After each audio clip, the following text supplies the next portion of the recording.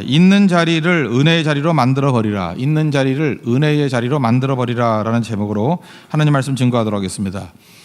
오늘 여기서 핵심적인 단어가 시글락이라는 단어인데 1절에도 나오고요. 시글락에 숨어 있을 때, 그다음에 또 나머지는 요새라는 이름으로 나옵니다. 시글락 요새거든요. 8절에도 나오고 16절에도 나오고, 그리고 또 마지막 20절에 보니까 시글락, 다윗이 시글락으로 갈 때 이렇게 얘기를 합니다.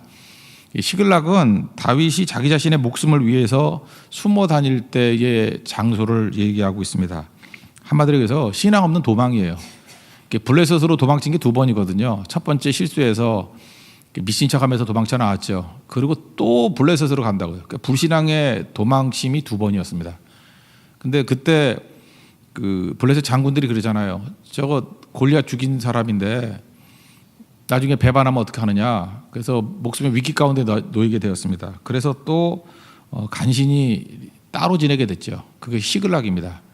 그래서 시글락 그러면 그 다윗의 뇌리에는 이거예요. 불순종으로 말미암아 머무르게 된 때, 그런 때죠. 근데 그 시글락에서 다윗이 했던 일이 뭐냐? 하나님께 부르짖었죠. 불쌍히 여겨달라고. 우리도 인생이 그렇습니다. 우리가 범죄하거나 또 죄를 짓고 이렇게 불순종하거나 그랬을 때 어려움 당하죠. 그럼 반드시 망해야만 되느냐? 그렇지 않아요. 하나님께서 불순종의 자리에서 부르짖으면 그 탕자를 건져주시는 것과 마찬가지로 다시 건져주시는 거예요. 그래서 어떤 사람은 이 장면을 다윗에게 있어서의 탕자 사건이다 이렇게 얘기를 합니다. 시글락에서 하나님께서 은혜를 부어주셔요. 불순종의 자리예요. 근데 그 자리를 은혜의 자리로 바꿔버리잖아요. 그래서 시글락에서 다시 새 힘을 갖고 일어서게 되었다는 것입니다. 우리 인생도 실패의 자리가 있죠. 그것을 은혜의 자리로 만드십시오. 부끄러움의 자리가 있죠. 그것이 영광스러운 자리로 만드는 일, 그게 중요하다는 것입니다. 그게 하나님을 찾는 거죠. 그러니까 하나님을 찾으면 은혜 주신다고요. 우리 은혜 없이는 살 수가 없잖아요. 기도하면 하나님께서 은혜를 주시고, 특별히 기도, 겸손한 자에게 있어 특징이 기도니까 겸손한 자에게 하나님께서 은혜를 부어 주신다는 것입니다. 사도 바울이 그래서 로마서 5장 20절에서 그런 말씀을 하잖아요. 죄가 더한 곳에 은혜가 더욱 넘쳤나니. 이걸 맨날 오해래요. 그러니까 은혜 받기 위해서 죄 져야 되느냐. 어떻게 머리가 그렇게 도는지 모르겠어요. 그게 아니고 죄가 많은 곳에서 내가 다 깨져버려, 자아가 다 무너져 버렸잖아요. 그러니까 거기서 하나님께 부르짖었다는 거죠. 하나님 나를 불쌍히 여겨주시고 나를 살려주세요. 그럼 거기에 큰 은혜가 임한다는 것입니다. 탕자도 그런 거죠. 우리가 탕자같이 다 방탕하게 가자 그 뜻이 아니잖아요. 그런데 집에 있는 형보다는 탕자가 자기 자신이 무너졌다는 걸 더 자각하면서 아버지의 사랑과 은혜를 구하죠. 그럴 때 은혜가 임하잖아요. 오히려 집에 있는 형같이 나는 아무 죄도 없고 문제도 없습니다 그러면서 뻔뻔하게 살아가는 것보다 탕자가 낫다라는 시각 아닙니까? 그럼 이걸 왜 이해를 못해요? 이게 죄 짓자는 얘기가 아니잖아요. 하나님 앞에서 가난한 마음을 갖자는 거죠. 겸손한 마음을 갖자는 거죠. 그러면 하나님께서 은혜 부어주신다는 것입니다. 근데 우리가 굳이 죄 안 져도요, 인간은 충분히 죄를 짓고 있습니다. 우리 죄인 아닌 사람이 어디 있어요? 충분히 넘어져 있는데 그때 우리 마음이 깨진 마음, 상한 마음이 될 때 하나님께서 그 자리를 은혜의 자리로 변화시켜 주신다는 것입니다. 그래서 우리 인간은 절망할 필요가 없다는 거예요. 어떤 넘어짐의 자리, 불순종의 자리를 할지라도 하나님을 찾으면 하나님께서 그 자리를 은혜의 자리로 만들어 주신다는 거예요. 그래서 여기서 한 5번 정도 강조해요. 시글락을. 그러니까 다윗에게 있어서 시글락은 정말 의미가 있는 자리예요. 깨지고 넘어진 자리였는데 하나님께 구했더니 그 자리를 은혜의 자리로 변화시켜 주시더라. 여러분들 이렇게 인생 살다가 잘 안 되신 분들이 있으면 개업을 할 때 시글락이라고 지으세요. 시글락. 시글락은요, 불순종의 자리였는데 그게 영광의 자리로 변화된 곳이에요. 슬픈 자리였는데 그것이 하나님의 은혜의 자리로 변화된 곳. 시글락은 은혜가 임하는 곳이에요. 은혜가 임하는 곳. 그러니까 시글락의 의미가 좀 더 살펴보면 뭡니까? 십자가죠. 죄가 있는 곳에 하나님 은혜가 임한 곳이 십자가 아닙니까? 십자가가 임한 곳이 시글락이었다는 것입니다. 우리 인생에도 이런 시글락이 있는 우리 축복이 임하기를 바랍니다. 여기 보면요, 이게 지금 역대기는 포로기 이후에 쓰여진 역사서라 그랬잖아요. 그러니까 이거는 분명히 취사 선택을 했습니다. 다윗의 스토리가 되게 많은데 그 중에서 크게 보면 2가지를 선택하고 있어요. 우리가 11장과 12장을 보면 첫 번째는 다윗이 예루살렘 성을 어떻게 얻었느냐, 여부수족이 있던 성을 어떻게 얻었느냐, 요압에게 먼저 올라가서 점령하는 자에게 우두머리 시켜준다. 그래서 예루살렘 성을 점령했죠. 그래서 그것을 다윗성이라 그랬잖아요. 이거 왜 그랬을까? 이거 읽는 1차 독자가 누구예요? 바벨론 포로에서 돌아온 백성들. 이걸 왜 강조했죠? 이 자리, 이 땅을 그냥 얻은 게 아니다. 엄청난 희생을 치러가면서 얻었던 땅이 예루살렘이다. 그리고 이게 우리 조상이 다윗성이다. 그러므로 우린 뭐 하자는 거예요? 여기 성전 짓자는 거예요. 무너진 성전을 짓자. 그게 학계에서 얘기 아닙니까? 그게 스갈에서 얘기 아니에요. 무너진 성전을 다시 짓자는 거. 그죠? 뭐 성전 짓자. 그러니까 헌신이 필요하다는 거죠. 그때 헌신과 같이 지금도 헌신해야 된다. 그 다음에 두 번째 나왔던 내용이 뭐냐면 그 용사들, 다윗과 함께 뛰었던 용사들 목록이 쭉 나와 있습니다. 하나님 앞에 이렇게 다윗에게 많은 동역자들이 있었다. 이거하고 똑같이 평행 구조를 이루는 게 뭐예요? 이제 돌아온 백성들이 느헤미야나 에스라서 같은 데 보십시오. 성벽 재건과 성전 재건에 동참했던 사람들의 목록이 쭉 나와요. 바벨에서 돌아온 사람의 목록이 쭉 나오고 명단이죠. 우리도 같이 충성하는 자들이 되자. 그래서 이게 명단에는 메시지가 있는 거예요. 그래서 이스라엘 백성들이 이 명단 하나씩 읽어가면서 이 조상들이거든요. 눈물이 나는 거예요. 하나님께서 이렇게 이런 사역을 위해서 불러주셨던가 마찬가지로 이 명단에 나도 끼기를 원합니다. 우리도 지금 뭐 말레이시아 이제 10월 9일에 6차 선교를 가게 되는데 그 1차, 2차, 3차, 4차, 5차 이렇게 보면서 명단이 있을 거 아니에요. 이때 내가 참여했던 사람이 누구 다 기록에 남는 거 아니에요. 그런 과정을 통해서 하나님께서 이렇게 그 은혜를 주시고 또 부흥을 주시더라. 뭐 고성선교도 마찬가지고 대마도 마찬가지고 그런 명단의 중요성이 있다는 거죠. 하나님께 사람을 통해서 충만하게 은혜 부어 주신다는 거예요. 그 은혜 주시면 나타나는 현상이 뭐냐? 은혜와 동의어가 성령 충만이거든요. 그래서 구약에 성령 충만이라는 얘기가 나오죠. 18절에 그때 성령이 30명의 우두머리 아마세를 감싸신다 이렇게 나오죠. 그러니까 성령이 임하셨다는 거예요. 하나님께서 은혜 주실 때 이 성령 기름 부음, 신약에 더 말할 것도 없겠죠. 모든 믿는 자에게 부어주시는 성령이 있다는 것이지만 성령 충만해서 많은 사람들이 모여들어요. 사람이 막 모여드는 거예요. 그 성령의 역사는 내가 사람을 모으는 게 아니고요. 하나님께서 방주에 동물들을 모아주셨던가 마찬가지로 그 앞으로 나오게 만드는 일들이 있다는 것입니다. 사도행전을 보세요. 항상 그런 일이 벌어졌죠. 놀라운 능력이 나타나게 되더라는 것입니다.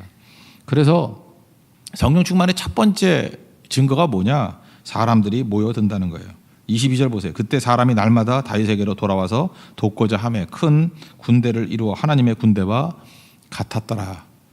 그래서 여러분 하나님의 은혜가 필요한 겁니다. 하나님의 은혜가 임하면 성령 충만해지는데 성령 충만해지면 사람들이 모여든다는 거예요.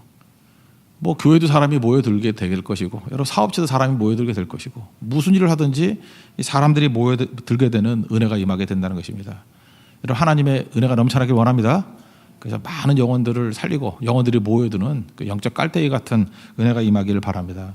그리고 두 번째로 은혜가 임하게 되면 나타나는 현상이 뭐냐면 기쁨이 충만해진다는 거예요. 40절에 보니까 그 맨 마지막만 보십시오. 거기 이는 이스라엘 가운데 기쁨이 있음이었더라. 많은 사람들이 주께로 돌아와가지고 기쁨이 충만했다는 것입니다. 그러니까 은혜가 임하면요 성령 충만해지고 그러면 나타나는 현상이 뭐냐? 사람이 모여들고. 여러분 사람 모여드는 거 기억나시죠? 사도행전에 보면 뭐 하루에 3,000명이 회개하고 막 그랬잖아요. 그 다음에 6장에 가보면은 그 사도들이 구제하는 문제 때문에 교회 문제가 있었잖아요. 그래서 6장 4절에 우리는 오로지 기도하는 일과 말씀 사역에 힘쓰리라. 그랬더니 온 무리가 이 말을 듣고 기뻐했대요. 그러니까 항상 은혜가 임하면 기쁨이 있습니다. 그래서 은혜가 있으면 사람이 모여든다. 둘째, 은혜가 있으면 기쁨이 충만해진다는 거예요. 여러분의 삶 속에서도 하나님의 은혜로 말미암아 기쁨이 있어야 됩니다. 기쁨. 그래서 기쁨이 있으면 무슨 일 하든지 지치지 않잖아요. 그리고 일은 하는 게 아니라니까. 일은 되는 거지. 일을 누가 해요. 그래서 일이 되네 그러잖아요. 잠깐만 일이 되네. 일이 된다는 게 뭐예요? God works. 하나님이 일하신다는 거예요. 일이 된다는 게 나는 내가 한 게 아닌데도 잠깐만 일이 돼가잖아요. 그럼 저절로가 아니죠. 누군가 하고 있는 거 아니에요. 누가 하고 있어요? 하나님이 일하시는 거죠. 그래서 예수 믿는 사람들이 일하는 존재가 아니에요. 일이 되는 존재지. 그래서 여러분의 입술에서 항상 나와야 돼. 일이 되네. 반면에 바보들은요. 새벽 기도도 한다고 그냥 하루 종일 열심히 뛰기만 해요. 밤새도록 뛰기만 해. 지난주에 간증했던 자매가 요즘에 새벽 기도 계속 나오던데 맨날 밤새고 하던 자매예요. 공부 잘했거든요. 뭐 회계사고 그러니까 얼마나 공부를 잘했겠어요. 그리고 취업해서 또 얼마나 죽도록 일하겠어요. 충성심도 있으니 예수 잘 믿으니. 근데 그게 삽질이죠. 계속 뛰기만 하면 뭐 할 거예요? 일을 하는 거죠. 일 많이 하면 죽어요. 근데 하나님의 사람이 들어가면요 일이 되는 거예요. 그 형통함이거든요. 요셉이 가는 곳마다 일이 됐잖아요. 일이 된다는 건 뭐예요? 하나님이 일하시는 거예요. 요즘 에스더서를 살피고 있는데 에스더서를 보세요. 모르드게 뭐 에스더 한 일이 뭐가 있어요? 그냥 금식하고 기도한 거죠. 그리고 헌신한 거죠. 그래도 일이 되는 거죠. 하나님이 일하시는 거 아니에요. 하나님이 왕도 잠 못 자게 만들고 그 일기장 읽게 만들고 마침 그때 하만이 와 있고 그 다 하나님이 일하시는 거 아니에요? God works when you pray. 계속 그 얘기예요. 그래서 일을 하는 존재가 되지 말고 이제부터 여러분들 일이 되게 만들려고 그러면 해야 될 일이 뭐예요? 하나님에 대한 믿음 가지고 엎드려야 돼요. 그게 제일 강력한 인생이 된다는 것입니다. 그러면 일이 되니까 기쁨이 충만해지겠죠. 일을 하는 사람은요 기쁨이 없어요. 일을 하고 난 다음에 그 야릇한 교만함이 있어요.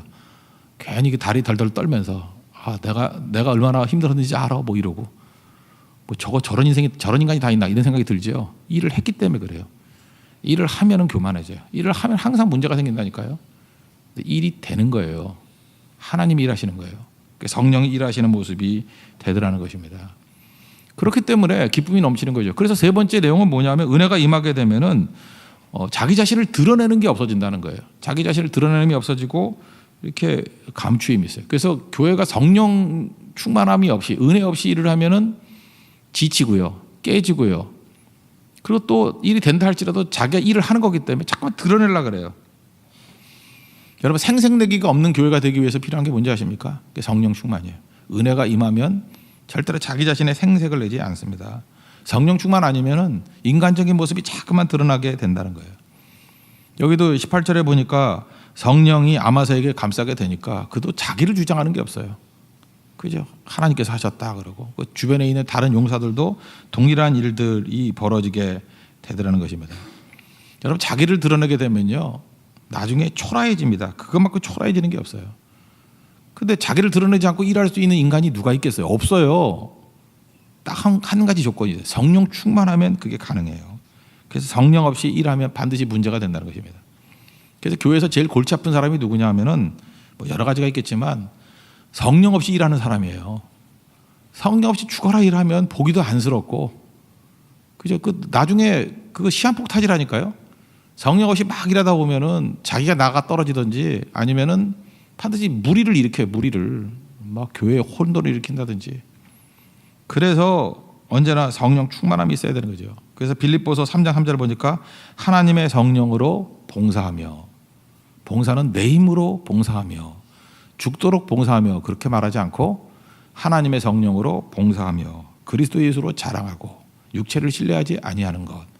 그게 할례당이다. 그게 유일한 뭐예요? 그게 크리스찬이다. 크리스찬의 특징이 뭐예요? 성령으로 봉사하는 거예요. 자랑은 그리스도 예수를 자랑하는 거고 나에 대해서는 신뢰하지 않는 거. 이게 크리스찬이야, 리얼 크리스찬이야 이렇게 얘기를 하고 있다라는 것입니다. 우리가 맨날 첫사랑, 뭐 초심으로 돌아가자 그러는데 초심이 뭡니까? 초심이 깨끗한 마음이거든요. 깨끗한 마음은 자기 사리사욕을 드러내지 않는 마음이에요. 그게 깨끗한 마음이에요. 그 농구 감독 가운데 제가 존 우드 감독 되게 좋아하는데 존 우드 감독이 그런 얘기를 했어요. 그 훌륭한 선수들을 보면은 자기를 드러내는 선수가 하나도 없다고. 스타 플레이어들은 전부 다 자기를 드러내는 사람이 없다고. 근데 이게 가끔마다 이게 축구나 저는 뭐 농구 잘 모르니까 축구나 이런 걸 보면은 꼭 자기가 넣으려 그래요. 근데 이게 수준 높은 경기를 보면요. 자기가 차서 골을 넣을 수 있을 때 골을 넣죠. 그러나 그 입장에서 항상 생각하는 거예요. 골이 들어갈 확률이 제일 높은 곳이 어디냐. 나라 그러면 쏘는 거고 내가 아니라 그러면 패스하는 거예요. 그죠? 그러니까 자기를 드러내지 않아요. 그러니까 그게 팀이죠. 팀이 강한 거예요. 팀이 이겨야지 스타가 이기면 안 되는 거죠. 그 팀이 이기는 거 너무너무 멋지죠. 그래서 패스 플레이를 통해 가지고 골을 넣었을 때 기분이 좋은 게 아니라 우리 예수 믿는 사람들 표현하면 은혜를 받아요. 네, 어제도 축구 보다가 은혜 받았어요. 은혜를 받았어요. 저기 팀이 이기는 거구나. 성령은요 팀이 이기게 만드는 힘이 있다라는 것입니다. 그래서 잠언 27장을 쭉 보면요 은이나 금이 진짜인지 아닌지는 그 풀무불에 넣어보면 알죠. 뜨거운 데 들어가 보면은 불순물로 타버리니까 순도를 알 수 있어요. 그런데 사람은 조금 이름이 나보면은 안다는 거예요. 옛날 성경 그냥 우리 성경에 써 있는 것 그대로 보면은 도가니로 은을, 풀무로 금을, 그리고 칭찬으로 사람을 단련하느니라. 그 칭찬이 뭐죠?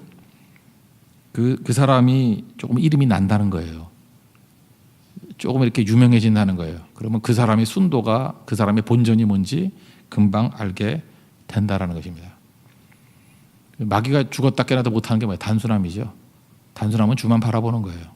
오로지 은혜만을 바라보는 거예요. 은혜는 not by self, 내가 하는 게 아니라 but by grace, 하나님이 하시는 거거든요. God works, 그게 은혜예요. 하나님이 하셨다. 일이 되는 거예요. 그래서 조금 일을 이루고 난 다음에도, 그 성공하고 난 다음에도 끝까지 하나님의 은혜만을 붙들 인생이 되면 다윗과 같이 우리 승리하는 인생이 될 수 있다는 것입니다. 오늘 한번 정리해 봅시다. 다윗의 일대기를 지금 추격을 한 거예요. 다윗이 다 잘 산 게 아니에요. 뭐 바세바의 범죄, 우리아를 죽인 거, 그것만 죄가 아니에요. 사실은 그 뿌리를 찾다 보면은 하나님 신뢰하지 않으니까 불순종했던 일들이 많아요. 블레셋으로 도망쳤거든요. 글로 도망치면 안 되는 건데, 근데 그 자리에서 하나님을 찾았더니, 은혜를 구했더니 은혜 주시잖아요. 은혜 줬더니, 잘 봐라, 언제 다윗이 모으려고 그랬느냐? 사람들이 모였다. 언제 다윗이 일을 하려고 그랬느냐? 하나님 일을 다 하니까 기쁨이 충만해지더라. 하나님의 은혜를 구했다. 그랬더니 다윗의 부하들을 한번 봐라. 거기서 잘난 척하는 인간이 누가 있니? 하나도 없고, 은혜가 지배하는 공동체는 다 이렇게 충성만 있고 성령으로 일을 하니까 자기를 드러내는 모습이 없지 않느냐. 그러므로죠, 포로기에 돌아온 우리 공동체도 이런 공동체가 돼야 되느니라. 이게 우리에게 주는 말씀이죠. 지금의 교회도 바로 은혜가 지배하는 이런 교회가 돼야 되느니라. 이게 주님의 메시지라는 것입니다. 우리 이 음성 듣고 우리 가정도 그렇고 우리 교회도 그렇고 우리 공동체도 우리 변화받는, 그래서 은혜만이 지배하는 우리 거룩한 공동체 되기를 축원합니다. 모두 자리에서 일어나겠습니다. 310장 찬송하겠습니다.